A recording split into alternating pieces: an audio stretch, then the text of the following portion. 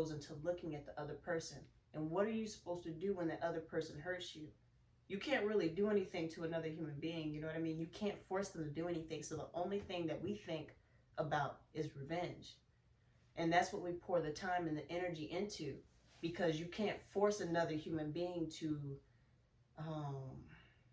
look at themselves in a certain way. You could talk to them about it. But if you feel like this person is, when you get to the point where you feel like this person is evil, you really don't think there's any talking to them that you can do, especially if you already tried to talk to them at first and there's no getting to them, you know? Like, all you think about, you're evil and you need to be punished. That's it. Mm-hmm. But when you, it's really like those emotions don't go away just because you, like when you're accountable, those emotions don't go away. And just because that person hurts you doesn't mean those emotions went away.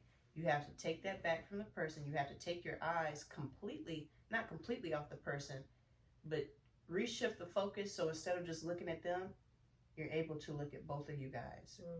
Because you have to see, sometimes certain relationships were really just supposed to be a hey and bye, you know? And you have to ask, how did I get in this relationship in the first place?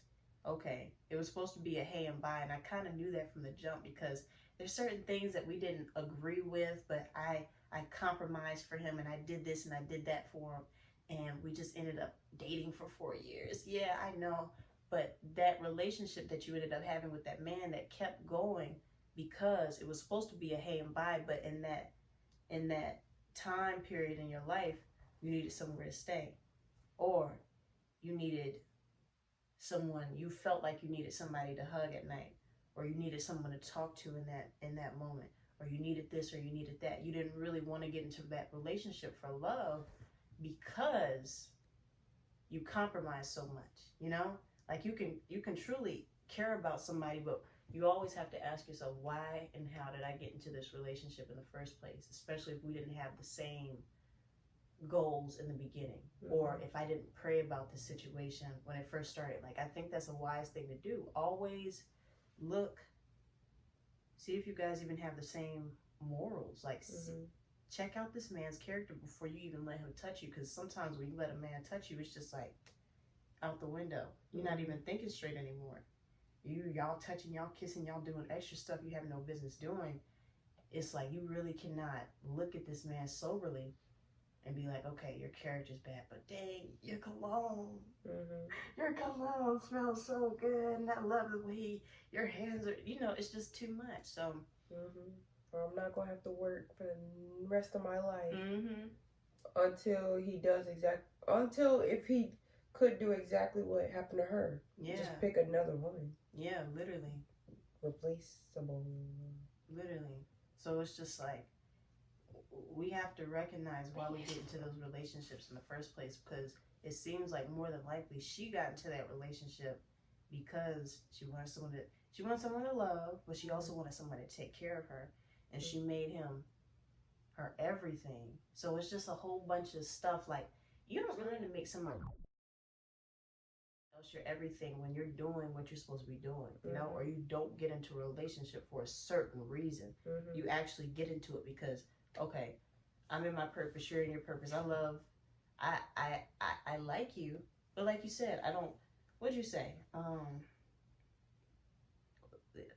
Certain guys are just wants, not needs. Yeah. You want to make sure they're a want, not a need.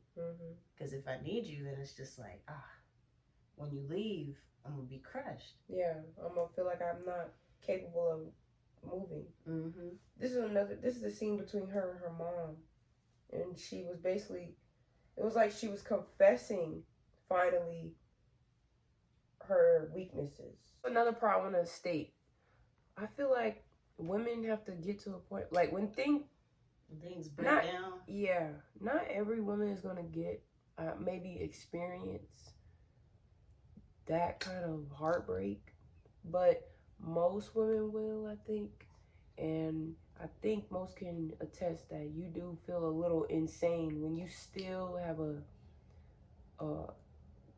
when you're not fully processing how you got into the situation and everything. You're gonna feel insane, and then you're not like, You're trying to figure out why you still care for them, or yeah, like you're just gonna feel insane. I'm gonna let her talk. I'm gonna get that paid. You know Charles don't care nothing about me. What makes you think he's gonna pay it? I talked to my dear. I know what's going on.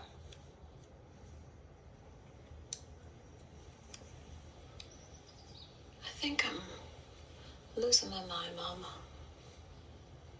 He hurt me so bad. He was my everything. God is your everything.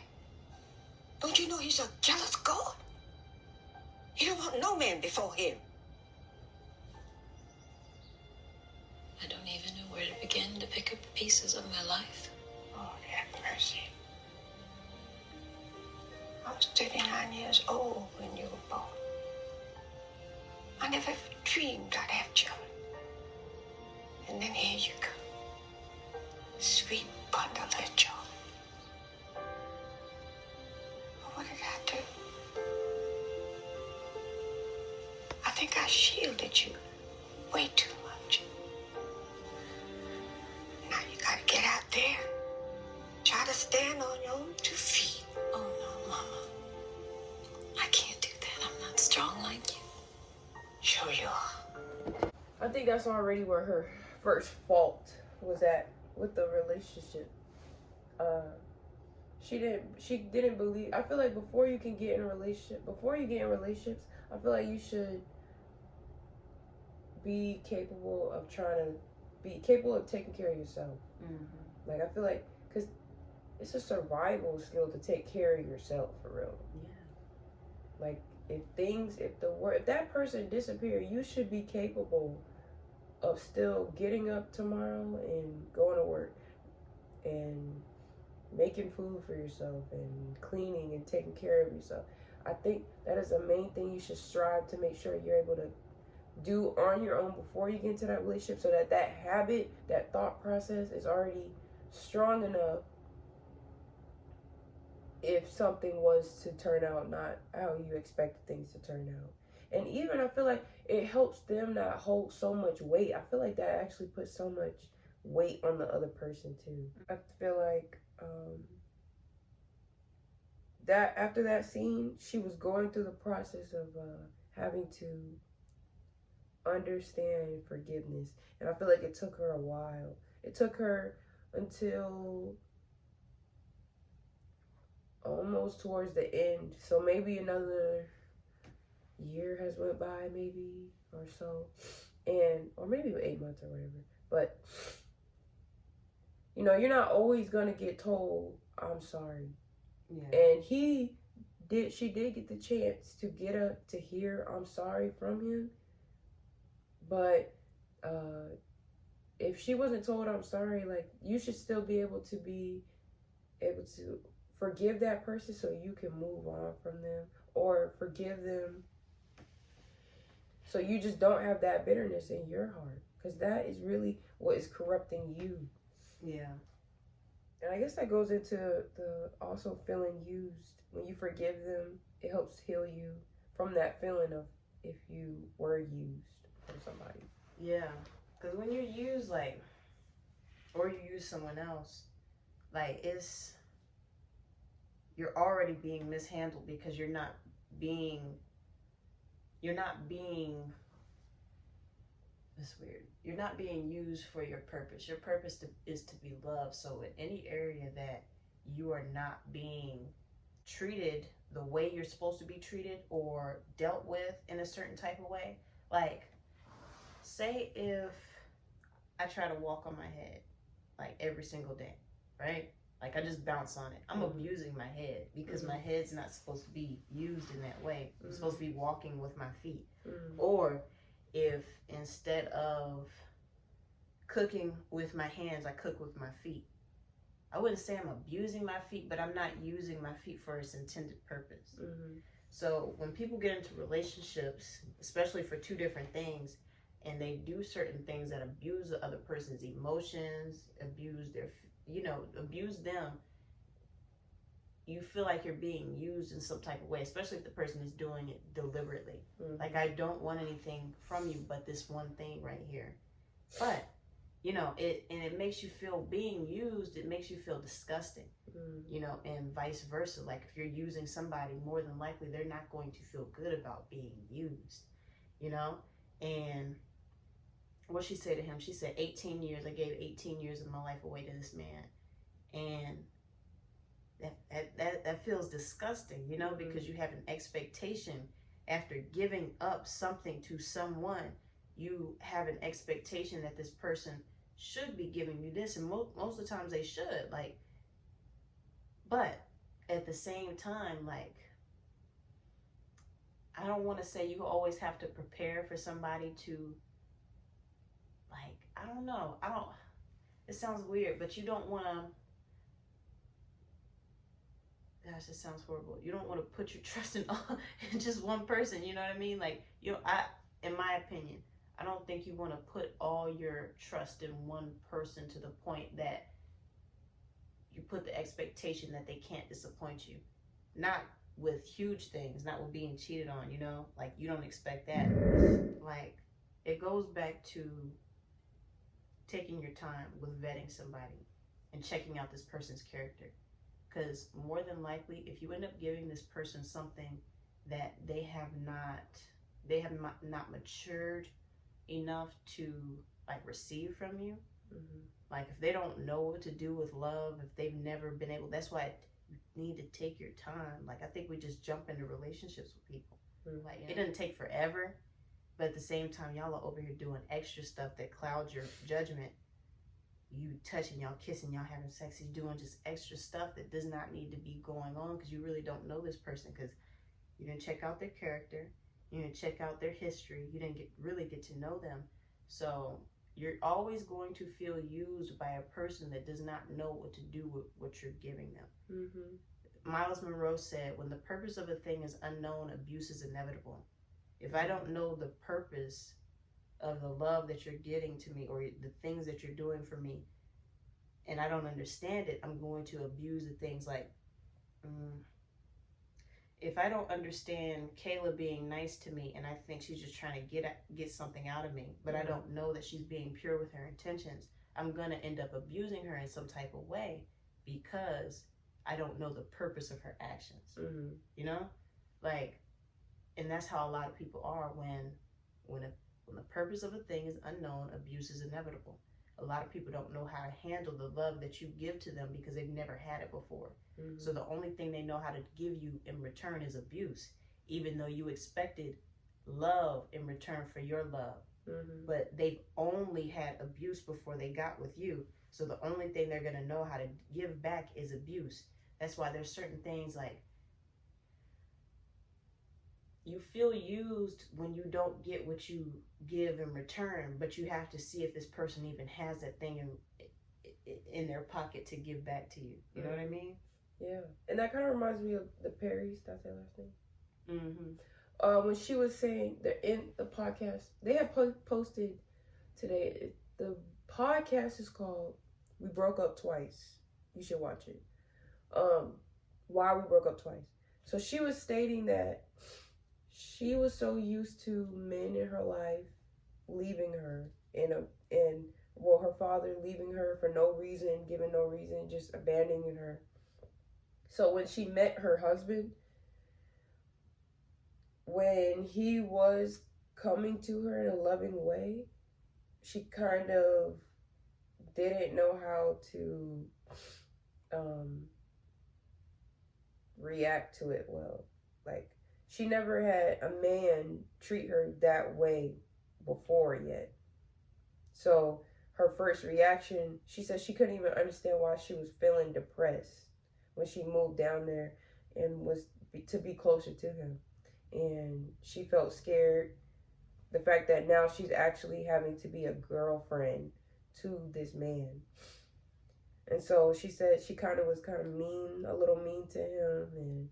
But, you know, that was her husband. So God worked with that relationship to strengthen him to be able to handle her, and how she was able to be able to handle him. and understand him when he would come to her in certain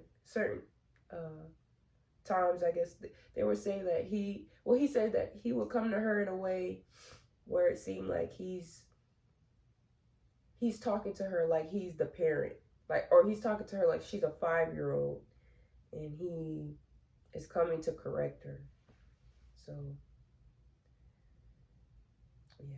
yeah, it's different because it's like, that's why you have to stay prayerful. And I don't believe in getting in relationships until you have a relationship with God.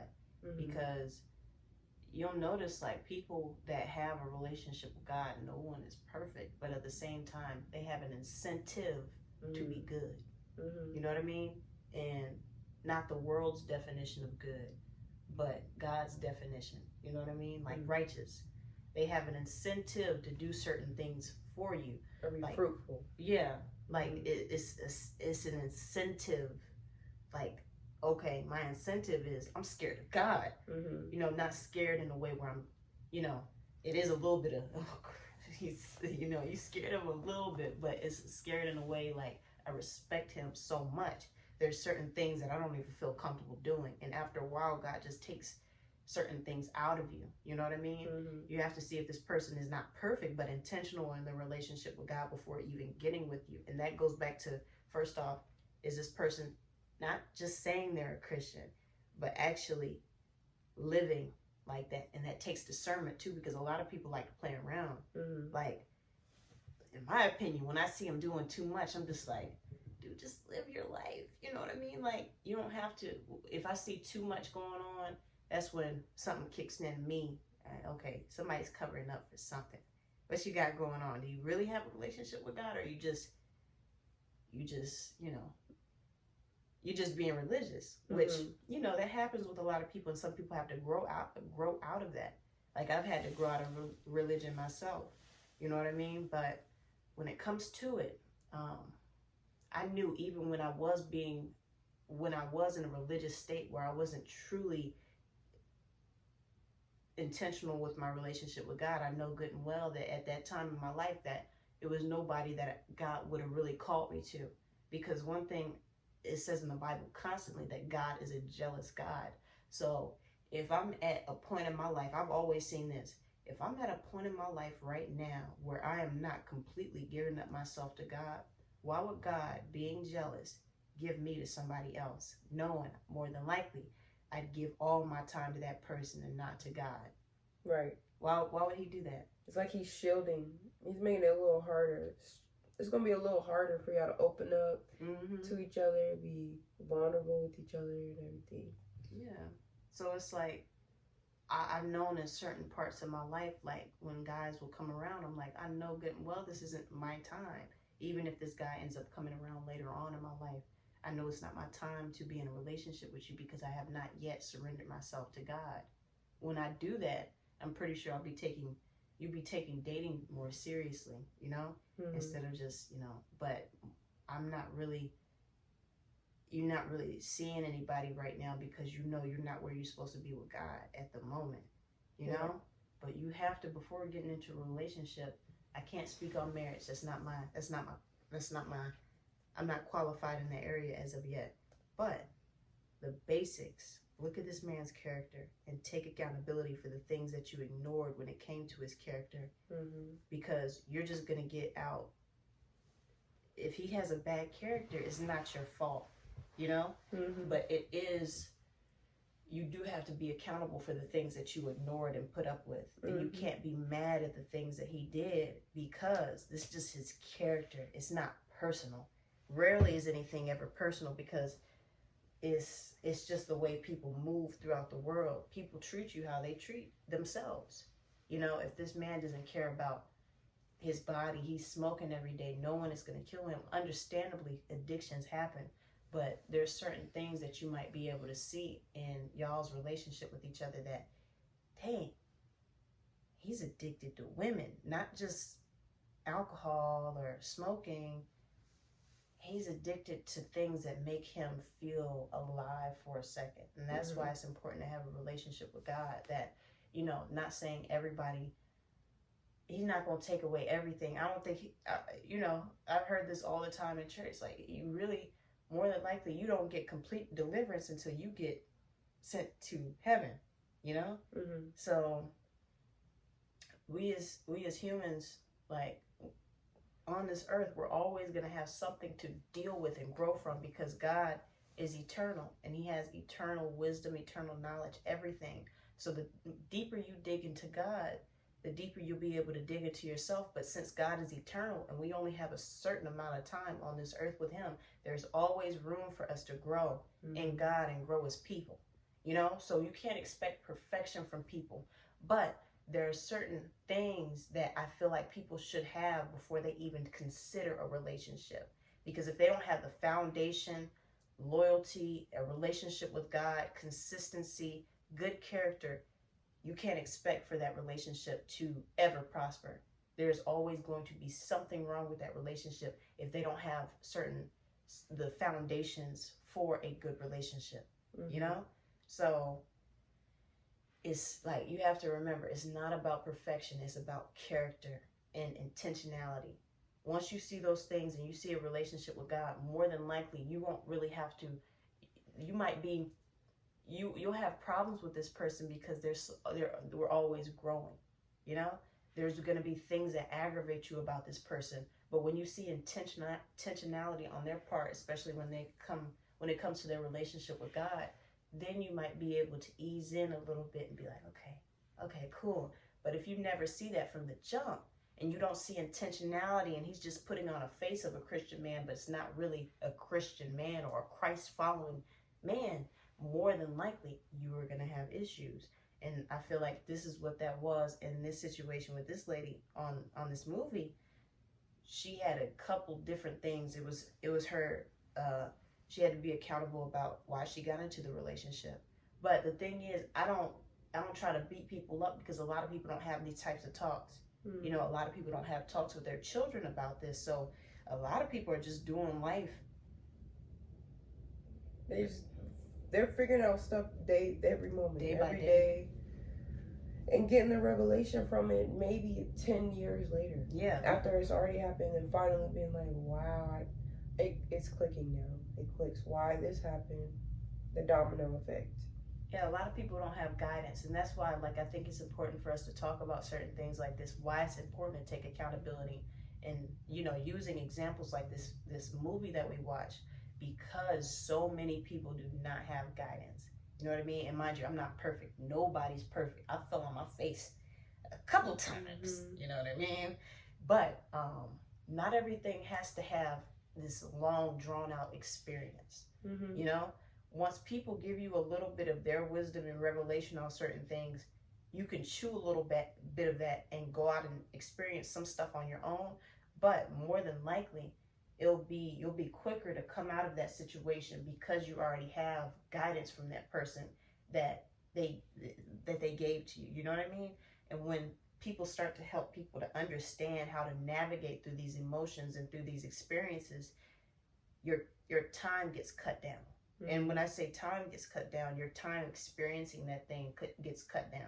Like, it's really not necessary. Like, people say experience is the best teacher.